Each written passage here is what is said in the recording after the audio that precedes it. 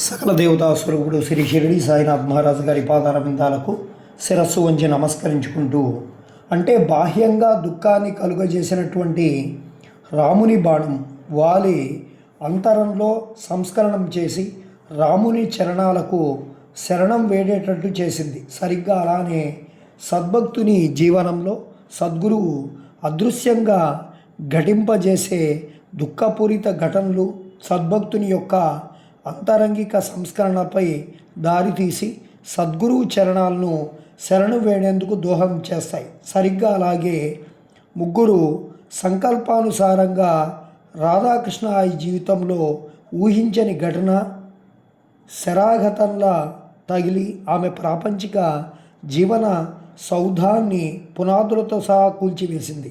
ఒక విధంగా ఆమె ప్రపంచాన్ని తలకిందులు చేసింది. అదేమిటంటే వివాహం జరిగాక సరిగ్గా 8 రోజులలోపే నూతన వరుడైన ఆమె భర్త అకస్మాత్తుగా కన్నుమూశాడు.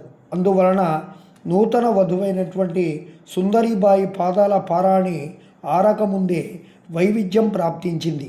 ఈ విధంగా ఆయి యొక్క ప్రాపంచిక జీవన తొలి సంధ్యలోనే విధాత మలి సంధ్యారాగం ఆలపించడంతో అనుకోని విధంగా ఆమె లౌకిక జీవితంలో అకాల చీకట్లు అలుముకున్నాయి.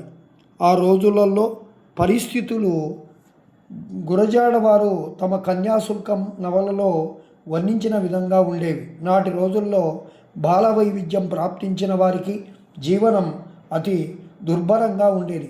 ఒక పక్క పునర్వివాహం చేసుకొని జీవితంలో మరలా స్థిరపడనివ్వని సమాజం కట్టుబాట్లు, ఇంకొక పక్క ఇంటికి భారమై ఇంట్లో ఎదుర్కొనే ఇక్కట్లు, మరో పక్క ముఖం చూస్తూనే అపశకునంగా భావించే ఛాందసుల నుండి ఎదురయ్యే సర్దుబాట్లు, ఇన్నింటికి మించి అటువంటి దురదృష్టకరమైన పరిస్థితిని అవకాశంగా మలుచుకోవాలని చూసే విలాస పురుషులు కనికట్లు, తద్వారా ఎదురయ్యే అగచాట్లు వెరసి అలా 4 వైపుల నుండి అణగదొక్కబడే పరిస్థితి.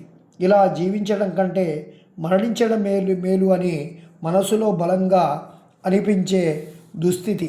నాటి సమాజంలో చిన్న వయసులోనే విధవరాలైనటువంటి సగటు స్త్రీగా, అందులోనూ అత్యంత ఆకర్షణీయ రూపం కలిగి ఉన్న సుందరీబాయి జీవితం అందుకు మినహాయింపు ఏమీ కాదు. అటువంటి విపత్కర పరిస్థితుల్లో అత్తగారింట్లో ఇమడలేని సుందరీబాయి తన తల్లిగారి పుట్టింట్లో పండరీపురమే కావడంతో అక్కడే తాతగారింట్లో ఆశ్రయం పొందింది. ఆమె మేనమామ పుండరీపురంలో వకీలుగా పనిచేసేవారు. ఇక ప్రాపంచిక జీవితానికి సంబంధించి ఎటువంటి ఆశ మనస్సులో మిగిలి ఉండకపోవడం వలన మనస్సు మెల్లగా పారమార్థిత వైపు మరలసాగింది. ఇంట్లో నిత్యం చేసుకునేటువంటి పూజా పురస్కారాలతో పాటు ప్రతిరోజు జన సమర్థం ఉండని మధ్యాహ్న సమయంలో నియమంగా